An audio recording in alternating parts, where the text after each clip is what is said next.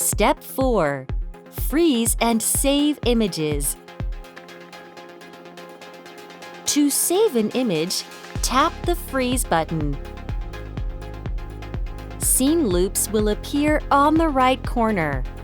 In the freeze, you can still adjust several parameters. Search a desired image and tap Save. Then the image is stored and a thumbnail is displayed on the clipboard.